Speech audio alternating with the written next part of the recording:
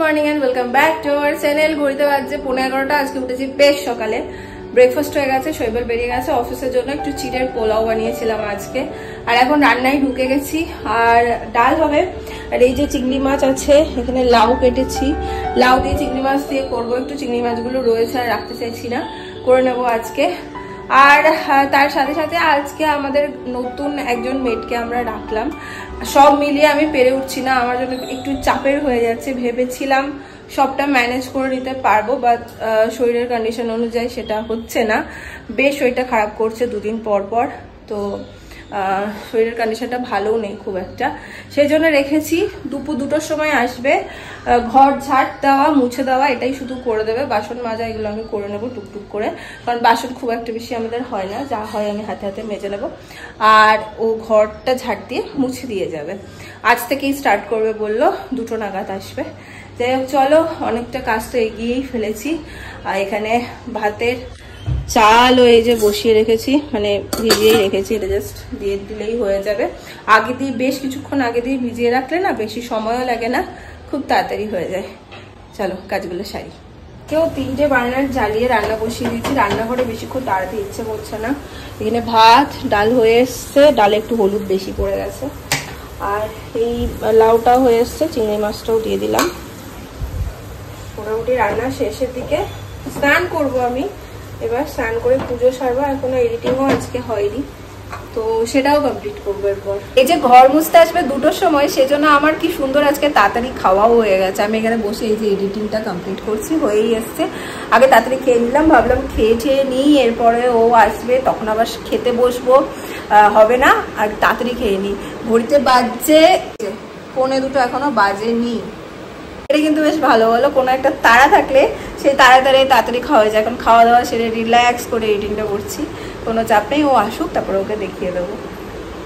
চলে এসছে ভাই, একদম 2টো বাজে, 2টো এখনো বাজেনি, 2টো বাজতে 10, একদম টাইমের আগে ভাই চলে এসছে।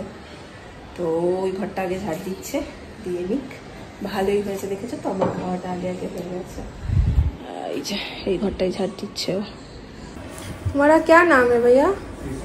केशव। अच्छा, हाँ वहाँ पर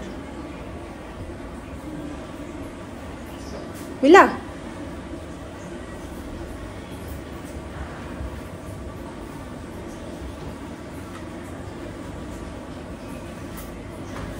এখনো অবধি যা দেখলাম ওর কাজ বেশ ভালো, কোনা কোনা পরিষ্কার করেছে। ভালো হবেই, কারণ এটা দিদি রেকমেন্ড করেছে, দিদির বাড়িতেও ও করে।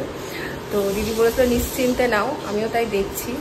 একদম ছটাপট কোনা কোনা পরিষ্কার করে দিল। এখন ঘরটা মুছবে, ঝাড় দেওয়া হয়ে গেছে। এটা বিশাল বড় কাজ ছিল আমার জন্য, খুব মানে খুব চাপের হয়ে যেত এই কাজটা করা আমার জন্য। এতগুলো ঘর আর একদম সাদা ফ্লোর, একদিন না মুছলে নোংরা হয়ে যেত, ডান্ডা দিয়ে টানলে কাদা কাদা হয়ে যেত, তো খুব চাপ হতো, যেটা খুব রিলিফ হয়েছে আমার জন্য।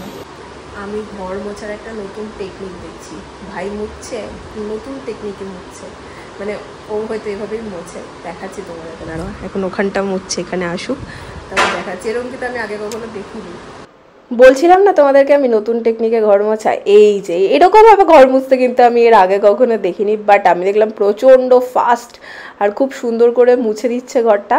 আমার ঘর মোছা নিয়ে কাজ, বাট টেকনিকটা একদম নতুন দেখলাম বলে তোমাদের সাথে শেয়ার করলাম। তোমরা কে এর আগে এরকম টেকনিক দেখেছো কমেন্টে কিন্তু জানিও।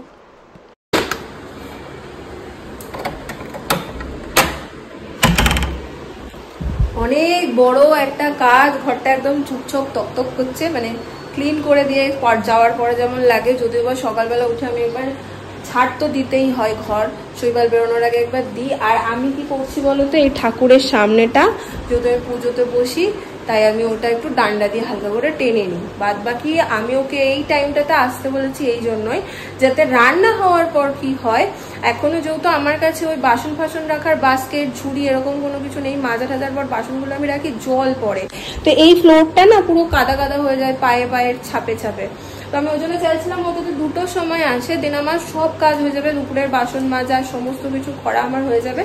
তারপরে ও এলে ও যদি কাজটা করে দেয়, তাহলে আমার আর কোনো মানে চিন্তা থাকে না, পুরো ঘরটা ক্লিন হয়ে যায়। সেই জন্যই ওকে এই টাইমে আসতে বলা। আর আমার মনে হচ্ছে যেন টাইমটা ঠিকই বলছি, দেখি আর কয়েকটা দিন। আজকে এই জায়গাটাও পুরো ধুয়ে একদম সাফা করে দিয়ে গেছে। আর কয়েকটা দিন দেখি, যদি এই টাইমটা বেস্ট মনে হয় তাহলে এটাই বলবো, না হলেও 11টার সময়ও আসে। তো যদি মনে হয় আবার বিকেল 5টাতেও আসে। যদি মনে হয় যে অসুবিধা হচ্ছে তখন টাইমটা চেঞ্জ করে নেবো। লাস্ট তোমাদের সাথে ব্লগে কথা বলেছিলাম তখন মেবি এই জায়গাটা, এখানের কোথাও একটা জায়গা থেকে কথা বলেছিলাম, তখন 2:15-20 বাজছিল। এখন বাজছে 8টা, সন্ধ্যে 8টা বা রাত্রি 8টা, যেটাই বলবে। প্রচন্ড বোর কাটে আমার এই দুপুরের পর থেকে বিকেলের টাইমটা।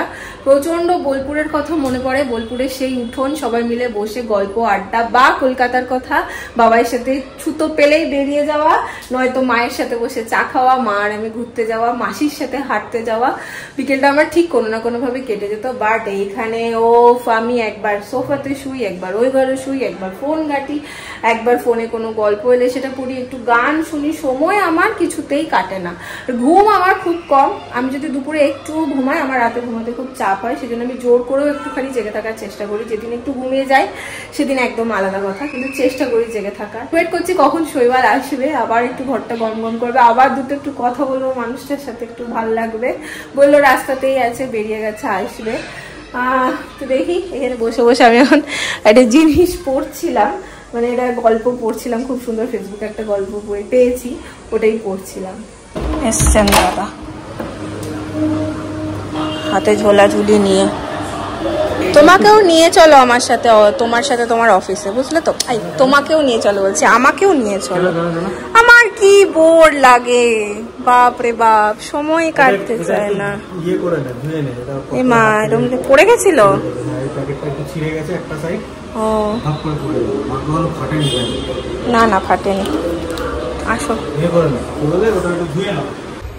আজকে যে আমি লাউ চিংড়িটা রান্না করেছি, না নুন হয়েছে না মিষ্টি হয়েছে, কেমন একটা যেন খেতে হয়েছে। যাই হোক, ওই বেলায় কষ্ট করে আমি খেয়ে নিয়েছি, এই বেলাতে আমি আবার একটু নুন টুন চিনি ঠিনি দিয়ে ঠিক করলাম, কি রকমের একটা হয়েছে। আচ্ছা, এর সাথে একটা ডিমের অমলেট করে দেবো শৈবালকে। আমি আর ডিম খাবো না, রাত করে ইচ্ছা করছে না, শৈবালকে করে দেবো।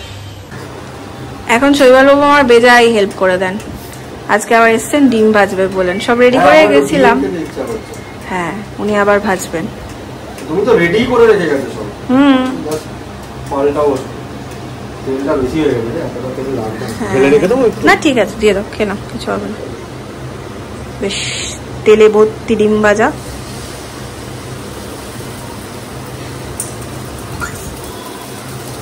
ভালোই হচ্ছে ইদানিং, বলো? ডাল করে খাওয়াচ্ছ, রুটি করে খাওয়াচ্ছ। কমপ্লেন করবে না আমার বর আমাকে কিছু করে খাওয়ায়। না না, আর জায়গায় নেই কমপ্লেন করার। ডিমটা এরকম ঢেলে তারপরে একটু এরকম করে ভরা, আরো আগে ঘোরাতে হতো। হ্যাঁ, হয়ে গেছে।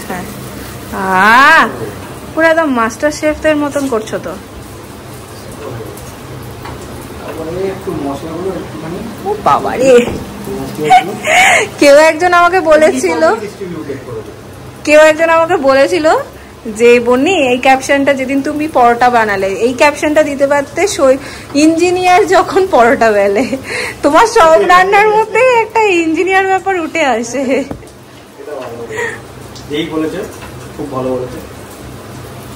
এবার কি তুমি এমনি করে উল্টাবে? এমনি করে না, এমনি করে আমি উল্টাতে পারবো না, এমনি করে উল্টাতে গিয়ে উপরে লেগে যাবে।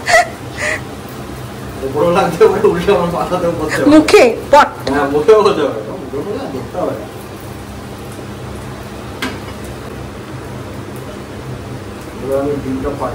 এই ওটা দিয়ে খোঁচা লেগে যাবে কিন্তু ফ্রাইং প্যানটাতে, তারপরে উঠে যাবে।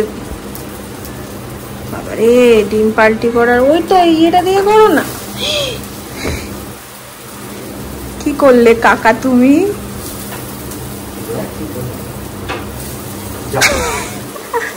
ওইটা দিয়ে করো। কাকা আমাদের ঘেটে দিয়েছেন।